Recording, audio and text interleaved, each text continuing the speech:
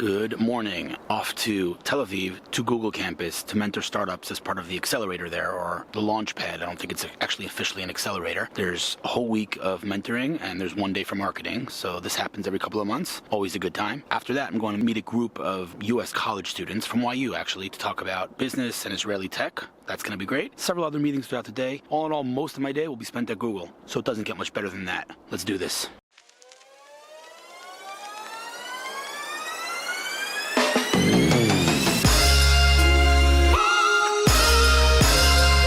Made it to the Google parking lot, heading over there now. I knew I forgot something this morning. In addition to Google and speaking to the Yeshiva University students, I got my weekly I-24 segment at the end of the day. So it's a pretty jam-packed day.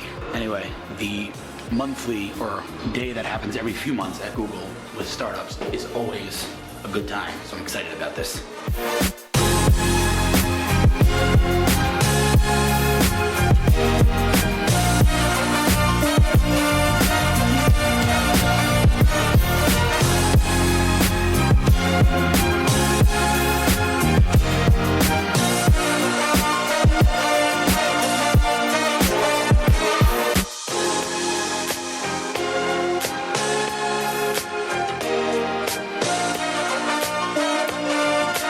Made it to Google campus bright and early. I'm the first one here. Like the first mentor here today. Really? Are you impressed? Yeah, very much. Are you surprised? And you came like from far away, It's right? true. That's why I'm here early, so I could beat traffic. But the truth is I have to leave in like an hour or something to speak to a group of college students, then I'm coming back. My first coffee. And I like literally just like bombarded him like, you're getting on camera. He's like, I'm not getting on camera. Like, you're getting on camera. All right, man, who are you? I'm Hanoch Rabinowitz. By the way, I always... Everyone calls me Han. I know that. So, H-A-N. so in Hebrew, it's Hanoch. Right. Which, what's the actual meaning of the word Hanoch? It doesn't mean educate? Yeah, the educate. What do you do in general, first of all?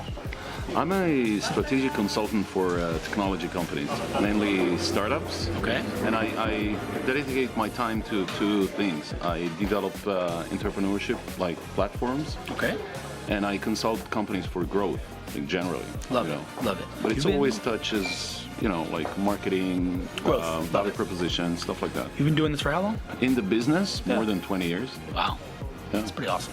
Okay, so your hat here, so to speak. I like the black stealth. The all black thing. I like it. I dig it. It's a good look for you, man. Yeah. I'll send you the link.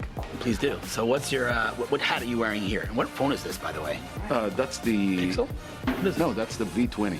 Oh, wow. LG V20. V30 just came out, right? Or Yeah. Just came out, right? Okay, This it's a nice year. phone. It's a nice looking Yeah. phone. What do you think? It's a nice looking Very nice. I like it. I like this too. This leather By the way, thing. did you see that? That was called ADD. you see that? Just like, all right, whatever. It doesn't It matter. is. Anyway, but it's our biggest gift. I'm cool. Yes. So what do you do here at Google Tel Aviv campus? I'm running, so to speak, the community of marketing and strategy here, of mentors. Not so to speak.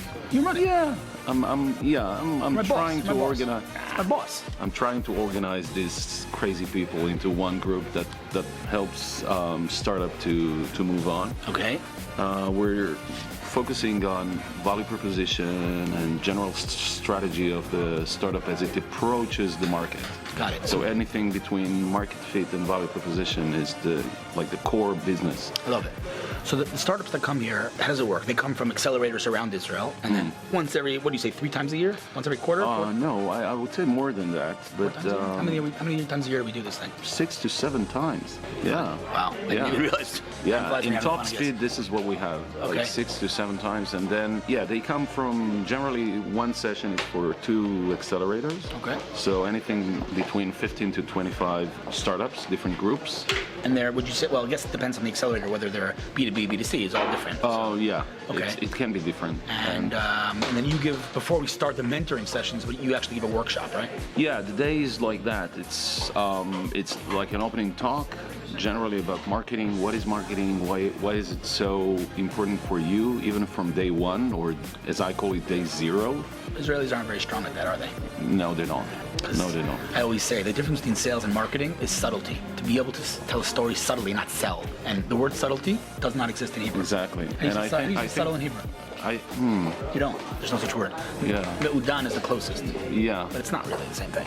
So there's a reason that subtlety doesn't exist in Hebrew. We're not subtle people in Israel, and so we're not very good at marketing. So Not just that. I think that the thing with telling your story, it's a new thing. It's a new theme in Israeli startups. You know, I think it's a new thing in we general. all want to, run like hell and get our startup in the market, and we don't really think that we need the story to back it up. We need the market fit to really, You know what else we don't think we need? That we need, that I find that Israeli entrepreneurs skip research, market research, competitive analysis, knowing their landscape.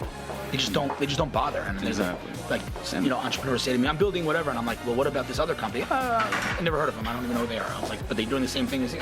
This is one thing, and the other thing is that we tend to forget that it's all about people on the other side, and people only operate and motivated by stories. They need something that, and even more than that, some structure of what's in it for me on the big picture. What's in my Value. life exactly. Love it. What's in my life can you change positively? I know it can change and bring value to your life. Yeah. Me turning this camera off so you can have your coffee. Yeah. Thanks for your interview, man. I appreciate it. You didn't really give you a choice, but I problem. appreciate it anyway, man. No problem. Let's have a good day.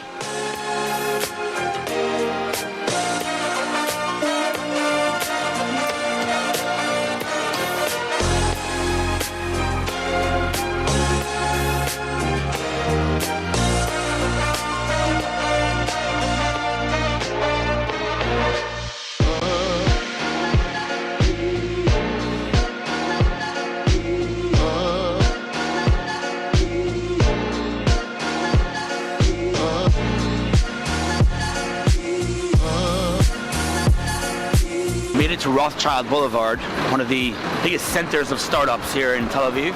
The talk I'm giving is at Aleph, probably the top VC in this country, right across the street. I'm early for the talk. I'm a big fan of coming early. You know how you can avoid coming late? By coming early.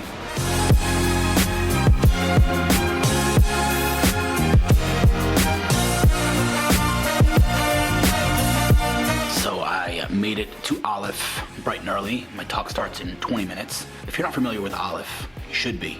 Michael, Eden, and Aaron, the partners here, and their portfolio is outrageous. Lemonade, the company that is literally revolutionizing, and I don't say that lightly, insurance. I mean, it doesn't get much bigger than that. House Party, you might have heard of them, Meerkat before, Anadot, Windward, Freightos, Kolu, WeWork. I mean, they have crazy companies in this portfolio. Eden was from Face.com before, the facial recognition that was acquired by Facebook. Michael's invested in Wix and Shopping.com and endless massive companies. I spoke yesterday about Ronen from Conduit. I think Michael was one of their first investors. Massive company that back in the day owned the toolbar space. Now they've moved on to greater and bigger things. And Aleph is widely regarded as the top VC in this country. I've known Michael pretty much my whole life. Smart dude. Anyway, so they're hosting this event from Yeshiva University, students that came here to experience the Israeli tech scene. Just got off the phone with Jason Schwartz, who's the CFO of SimilarWeb. Apparently he is meeting them later on today. So I know that the other people that they're speaking to and meeting with are pretty big hotshots and big guns. So honored to have been asked to speak to this group. Pretty excited about it, and excited to come to Aleph. Probably won't be able to get Eden on camera because he's super busy, it appears. But you should check out Aleph. They're the real deal. Talk starts soon. All right, so we have a major treat on the vlog today. Let's just start with, who are you? Who am I? Okay, Yael. Okay. CFO, first of all, right? Is that your title here? CFO of Aleph, yeah, that's what CFO of I do here. Aleph. And before? Before that, I was an investment professional for two large institutional investors in Israel, two large insurance companies. You know what I always wondered about you? Are you originally American? No, I'm originally Israeli. How do you have such good English? Like really good. Like, you sound American. I spent 12 years in the States. Okay. I got my bachelor's and my master's in the U.S. So bachelor at UCLA. Okay. Studied economics, and then went to Brown to get a master's in economics. Actually, I was at a PhD program, and I left. So what I was going to interrupt you and say is, okay, you're a brainy, but you just confirmed that you're a brainy. So I'm glad I let you finish your background. That's unbelievable. Okay, so how long have you been with Aleph now? Since inception. Which is how many years? Which is summer of 2013. Okay, so it's now 2018. That means Aleph's been around for 5 years. And almost, at the risk of perhaps, I hope no one takes this the wrong way and I offend some of my other VC friends, how is it that in 5 years, Aleph has become the premier and the premium VC in this country for entrepreneurs, when I've found that, I'm sure you can agree, a lot of entrepreneurs sometimes look to Silicon Valley and to other places to raise funding because they felt like there wasn't enough, I'm being very careful, I'm like walking on eggshells here. They felt like maybe there wasn't enough strategic and smart money in Israel. You guys changed the game.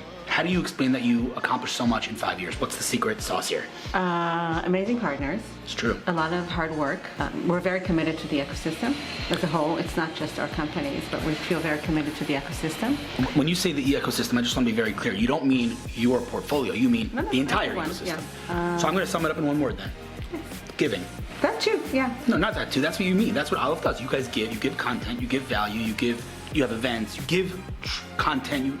Your whole entire, in my opinion, that's what I view Aleph. Your philosophy on business and on marketing and on everything. Tech is giving. That's my impression.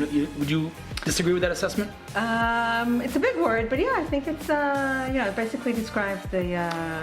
You the work guys we have do events all the time. Yes, and it's actually interesting because it's important to strike a fine balance between just running events and creating value. It's not the same thing. Oh, of course. So it's about managing both the flow of events, but also the quality of content that you bring. So, what are some, because there's so many of them. You do Aleph Bet. Is that what's like? Give me like al regel achat in Hebrew on one leg. What are the events that you guys do here? Because there are a whole bunch of them. Our key focus is Aleph Bet, which is the more, let's call it educational, value-add events where we bring real content. The idea is to bring starting companies with mature companies and have them learn from one another. Okay, you have the events for new Olim people that come to Israel. Yes. That was something that we started just this last year, bringing people who, it went very, very well, and we actually got people jobs in the ecosystem, which is great. That was a Michael initiative that went. Doesn't surprise me. Michael's originally from New York. I can't say we grew up together. He's older than me, but I know him basically my whole life, or he knows me my whole life, I should say. Okay, so I think what's interesting to me, at least, is that a lot of times people have big philosophies or big aspirations or visions, let's call it, or missions, like Michael likes to call it, and they try to follow that mission, and you don't really see the results that quickly because this stuff takes time. In this case, you guys have been around for 5 years, and your portfolio, your value directly translates into the caliber of the entrepreneurs that come and raise capital from Aleph. I don't even know where to start, right? Lemonade, these guys are, to say that they are going to be, I don't even want to use the word unicorn because that, in my opinion, is actually belittling them. These guys are going to take on the insurance space. It doesn't get much bigger than that. And you've got unbelievable entrepreneurs. Obviously, Michael, I named some of your portfolio companies before. You guys are taking on the biggest problems out there, period. There's no other way to describe it. No one's building small problem-solving platforms in your portfolio. You guys are taking on markets. And that's, to me, a direct translation of your entire philosophy of giving. And I love it. I'm writing a book on the topic right now. So that's why I'm stuck on the giving thing, because I think that when you give in business, it ends up translating, not into karma, but into good business. Well, let's talk about giving in other ways, because I think giving in work is great, but there also has to be giving in other ways of. Tell me more about that. So, for example, I got interested in the big problem of high school kids that go around hungry during the day. I don't know if you knew that. There's an assessment that there are about 20 to 25,000 kids, high school kids. In Israel. In Israel. Wow. That don't have anything to eat during the day. They barely have breakfast, and then they have to go through the day without any real food. All the feeding programs are for grade school kids. High school kids are left pretty much untouched. This is not to say that they come from below poverty line families. That's not necessarily the case. Sometimes it's just neglect. Parents who work very hard, don't have time. So it's different. It's different kinds of problems that end up with the same outcome, and that's kids that don't have food. And so you personally are getting involved in that, or Yes. Aleph, or both? No, myself. I think we each one of us has something that they really care about and run with their So I ideas. gotta tell you, last week, I don't know if you saw on Facebook, but I did a little speaking tour in the East Coast, a lot of different schools and organizations, and actually at one of the talks, someone said, okay, Startup Nation, Scale Up Nation, whatever you want to call it, great, fantastic, amazing tech. What about all the poor people in Israel? And I didn't know of this initiative, but I did name a couple of anecdotal examples of entrepreneurs that are very heavily invested, quote unquote, in giving back and fixing this problem. And it's wonderful, absolutely wonderful to hear that despite your insanely, and I cannot even imagine what your workload is like as CFO of this VC. despite your workload, the fact that you're even looking in any direction, let alone looking into such a, a major problem, it's beautiful. And maybe this is an opportunity to suggest if there's anybody out there that cares or want to get involved. It's a project that's going to need, it's mostly going to need money, because the idea is not to send people to feed the kids in their schools. You don't want to embarrass them, but rather create programs where the teachers create some meals, or you bring prepared food, and that program is going to need is there a lot an organization? of money. Is it something official? There is. It's an organization called Nevet. It's a subsidiary of Leket, which I'm sure you've heard about. And it's a whole organization that's going to try to look at how to solve the problem, and hopefully get Misad Chinuch involved. The Ministry of Education has to take responsibility. If someone wants to donate money, if someone wants to hear more about this, how do they contact you, or how do they find out more? They can send me an email, Yael at Aleph.vc. Okay, so that's Yael, Y-A-E-L at ALEPH.vc, Aleph.vc. I didn't want to ask you for your email, but I'm glad you gave it. I hope people can help out. People can, and also write out. And I think my talk is starting 2 minutes ago, so I'm going to turn this off. Thank you so much. I'm so happy I got you on camera. I'm so excited. It's like made my day. Thank you so much. The reason why I asked Hillel to speak to you today is because there are things about Hillel that you won't know even from this conversation. And that is what it means to not only have unbelievable talent, to be able to market those talents and do great things, but to do great things also b'tzin'ah. So what if you don't know is that Hillel has also managed over just a short period of time to assist 120 now people in getting employment.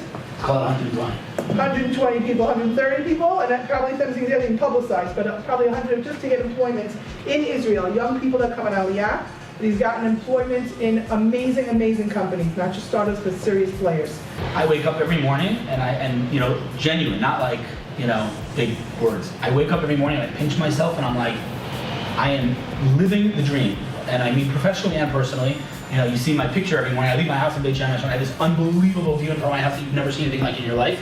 And I'm going to Tel Aviv every single day to meet entrepreneurs that are legit, genuinely changing the world. Not, again, forget buzzwords. We'll drill down on this, but people that are really changing the world from this tiny little country. Just finished my talk with the why, you guys. How was the talk, guys? That's what I'm talking about. Now we're going to take an amazing selfie. We just left the big G, Google. Some really, really high quality startups there. Now heading to I-24 and trying to get to the car before it starts to rain again. It is pretty nasty today. It is raining in Jaffa. Going on the air in 15 minutes to talk about Facebook's algorithm and newsfeed change, Toyota adoption of Apple CarPlay, Ford's big investment in electric and autonomous vehicles, and the wide adoption of smart speakers in America. Those are the 4 topics. Pretty geeky day today. But before I go on TV, check this out.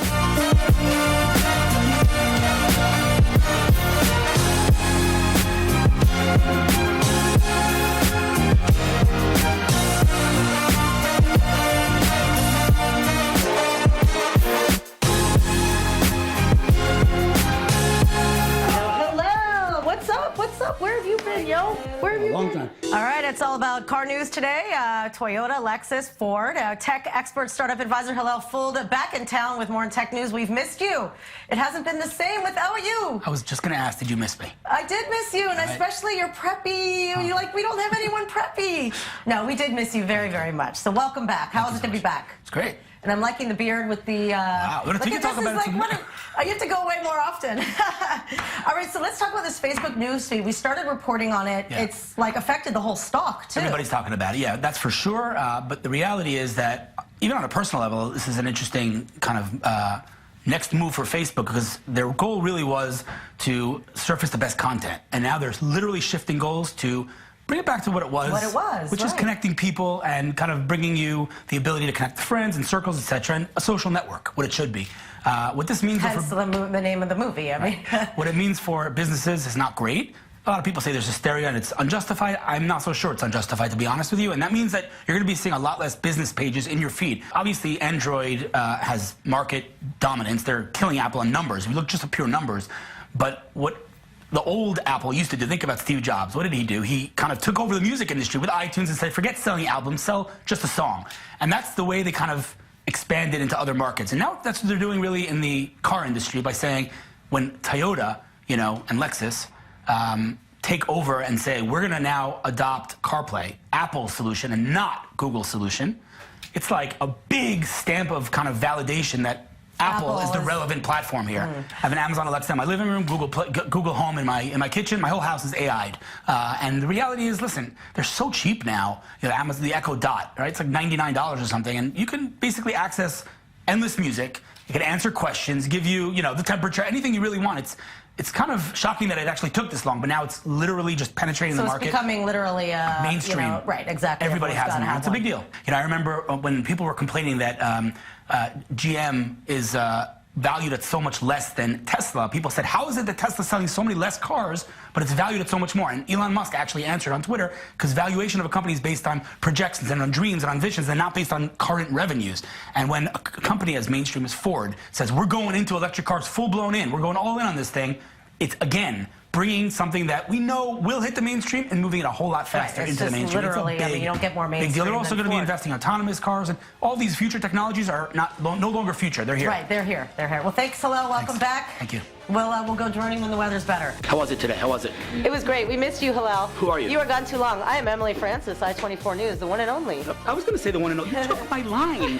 I just need to remember to wear my my beautiful preppy stuff the days that Hillel comes in, so we match. We have a good time in the studio. We do. All right, we're going to take it offline. We're going to go droning. We're going to hang out. We're going to hang out. All right, cool. Peace, See you next love, week. and rock and roll. See you next week.